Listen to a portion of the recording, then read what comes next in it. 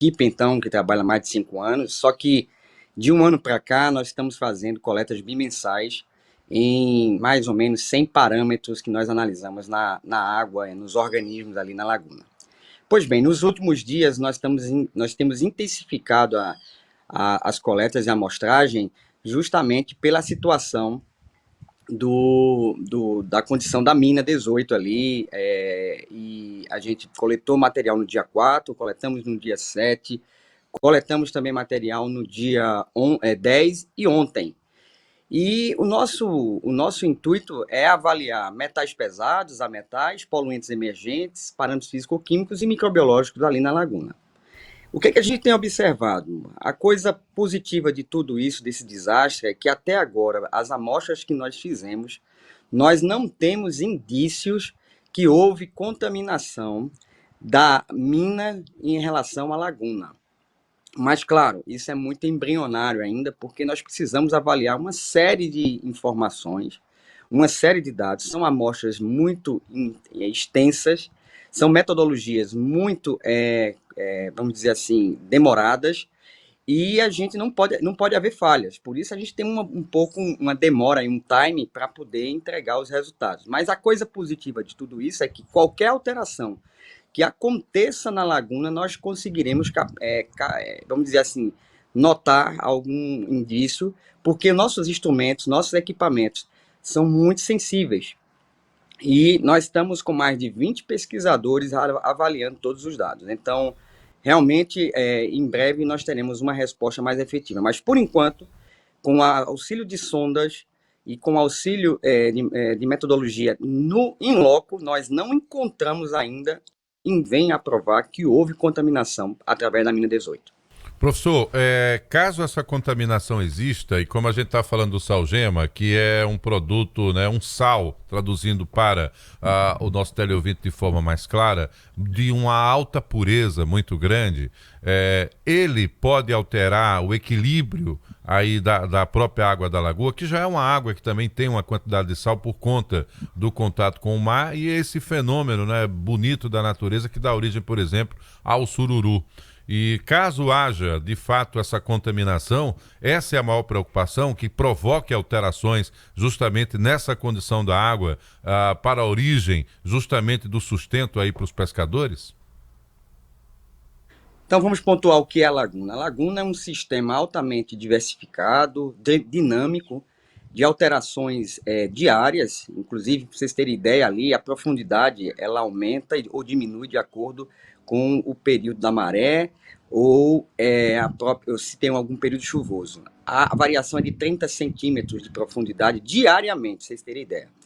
Por outro lado, nós temos um sistema que tem um contato com o rio Mundaú, que é um rio altamente poluído no seguinte sentido, ele traz todos os esgotos das cidades que vêm de Pernambuco até Alagoas, e esses esgotos com agrotóxicos, pesticidas e outros compostos se acumulam naquele grande bolsão que a gente chama Laguna Mundaú. Nós, além desse fator do rio Mundaú, nós temos fontes de esgoto ali muito intensas da própria cidade de Maceió. São 3 grandes fontes de esgotos ali, além das cidades ali de Santa Luzia do Norte e Coqueiro Seco. Todo esse esgoto, todo esse material vai parar dentro da laguna. Nós já encontramos ali, para vocês terem ideia, DDT, que é um tipo de agrotóxico, entre outros compostos, além de solventes, até solventes a gente encontra ali. Então, por ser um sistema altamente poluído, nós temos que também tirar o chapéu para a Laguna Mundaú como ecossistema, porque ela trata muito bem a ciclagem desses nutrientes, os organismos que estão ali, as bactérias. Estão altamente adaptados a essa situação de adversidades ambientais que tem ali. Mas tem um momento que a laguna ela responde com tanta agressividade ao seu meio. E aí vem as mortalidades. O que a gente pode dizer? O que a gente pode dizer é que qualquer evento que venha acontecer ali nos preocupa. Mas da mina 18, que produto poderia chegar mais na laguna? Alguns íons que a gente chama de cálcio, magnésio, cloreto e sódio. Afinal de contas, como você bem explicou, a rocha ali, pura, salgema, é cloreto de sódio, é sal. Poderia haver uma salinização da laguna? Pode, a depender da quantidade de produto que sai da mina ou que vem a sair. Nós, no momento, nós não estamos acreditando nisso pela seguinte situação. O efeito Dolina, que a gente chama, que foi aquele efeito de ter o contato da água da laguna, como houve no colapso de um domingo, e essa água entrou na mina e, de alguma forma, também vai sair também via mina essa água de dentro para a laguna, pode haver, aos poucos, uma dissolução dessa rocha. Mas, até agora, e com o que a gente vem observando, não vai ter essa hipersalinização, porque o efeito Dolina foi muito fraco. Esperava-se aí, eu vi gente cogitando que seria do tamanho de um estádio de futebol. Não aconteceu isso, foi um raio de ação ali de menos de 50 metros de raio do efeito Dolina. Quando aconteceu isso, a água preencheu ali, claro, um certo espaço. Até o pessoal comentou sobre aquela mancha branca que aconteceu, se podia ser da mina. Não é da mina aquilo ali, que ali foi o solo que realmente baixou, que se assentou e teve esse contato, esse solo dissolveu, e era um material particulado que a gente chama de cor esbranquiçada. Com certeza, esse material se dissolvendo deu aquela coloração. Então, no momento, nós não trabalhamos com no sentido de ter uma alta contaminação pela mina, porque tem, com toda sinceridade, em relação ao que a laguna já tem, é muito pouco. Vamos dizer assim, é tanto impacto ali que o efeito da mina, nesse momento, da forma como ela respondeu o seu colapso, até agora não tem agravantes para o ecossistema, nem salinização. Os instrumentos detectaram a salinidade, a mesma salinidade do que o que a gente já encontra na laguna constantemente. Não teve aumento do teor de íons que a gente observou, mas, claro, tudo isso que a gente está falando aqui é de sondas multiparamétricas que a gente coletou recentemente. A gente precisa avaliar mais de 100 parâmetros para responder essa resposta, para dar essa resposta mais efetiva. Então, por enquanto, não tá, as perspectivas são boas em relação aos possíveis impactos que tenham sido causados, e se exclui a possibilidade da mortandade de sururu denunciada por pescadores ontem ter alguma relação com esse rompimento, professor. Exclui, eu vou dizer por quê. Nós tivemos até ontem, quando teve aquela reportagem sobre o sururu, um efeito mais ou menos aí de 24 horas. Nós coletamos no dia do rompimento da mina, que foi no dia 10, nós coletamos amostras por helicóptero em cima da mina. Ontem nós coletamos também no perímetro todinho o material. Nós avaliamos, não teve nenhum parâmetro que a gente avaliou até agora. Cito que são muito poucos ainda, mas os que são mais comuns ali, que teria relação com a mina, como teor de sais, nenhum aumento ou elevação desses níveis ali. Para haver uma mortalidade do sururu imediata, teria que ser um produto altamente tóxico que a gente já encontra lá. E a causa do sururu não está se desenvolvendo, já é uma questão antiga na laguna. Vou pontuar 5 problemas aqui para resumir o que eu estou falando. Primeiro, não há alimento para o sururu.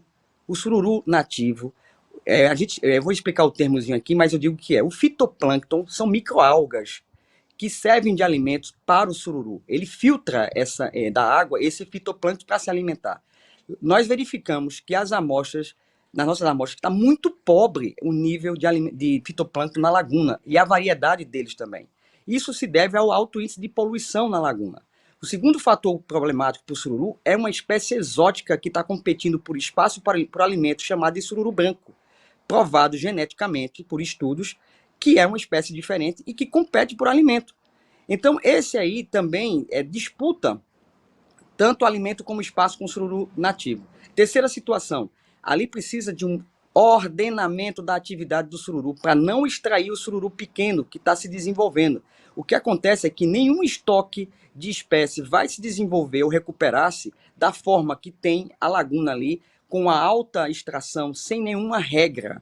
Regra que eu digo é esperar o desenvolvimento do sururu, esperar que ele atinja um tamanho que ele possa se reproduzir e perpetuar. O sururu ele se reproduz quase todo ano na laguna. Em condições de chuva, com diminuição de salinidade e aumento de turbidez, com período de chuva, ele diminui essa produção, mas ele reproduz praticamente todo ano. O que precisa é de um ordenamento da atividade para que a gente tenha, vamos dizer assim, uma expectativa dele se recuperar. A quarta coisa é diminuir os estoques poluentes, os poluentes que tem na laguna. Se fizer o saneamento básico e fizer o trabalho de fiscalização e monitoramento no Rio Mundaú para evitar os processos erosivos, a reflorestação das áreas marginais do rio, que traz muito sedimento, muita areia e vai soterrando a lagoa, prejudicando inclusive o sururu, isso também vai melhorar a condição do sururu. Então são 5 fatores: poluentes, erosão, esgoto que está junto de poluentes, ordenamento da atividade de pesca e extração do sururu e justamente eliminar a espécie exótica que está ali competindo com a espécie nativa. Professor, muito boa análise, essa compreensão do quanto a lagoa já havia sendo agredida e degradada e, consequentemente, nesse momento em que todas as culpas, né, recaem sobre a Braskem, mas tem as culpas, obviamente, de nós que não fizemos o dever de casa, com o saneamento básico, com um plano de manejo do próprio sururu, dando um tempo, né, para que a lagoa possa também respirar e, obviamente, produzir esse elemento e tentar, claro, buscar formas de combater essa espécie invasora, né, que, como o senhor bem coloca, compete também pelo alimento aí na lagoa. Sucesso no trabalho. Naturalmente, esse mesmo espaço aqui do Jornal da Mix está aberto para o senhor apresentar os resultados, assim que tiver certeza, né, e devidamente a tabulação dos dados. Será um prazer trazê-lo aqui, porque a gente respeita muito o trabalho de pesquisa, por isso queremos agradecer a presença agora sim do professor e pesquisador Emerson Soares, ele que é da Universidade Federal de Alagoas, está acompanhando todo esse drama. Obrigado pela atenção com a nossa produção, até uma próxima oportunidade, professor. Obrigada, professor. Só um detalhe, tá? Só divulgando para vocês que as análises que a gente está fazendo, nós vamos divulgar em breve, na próxima semana. Teremos uma reunião até sexta-feira para apresentar uma grande parcela dos dados, são muitas amostras, mais de 200 amostras. E em breve nós estaremos divulgando todos os resultados para a sociedade alagoana, inclusive para os meios de comunicação. Obrigado pela Muito obrigado também pela oportunidade. É isso que nós precisamos. Um abraço. Tá aí, já ficam as perspectivas, então até semana que vem a gente deve ter mais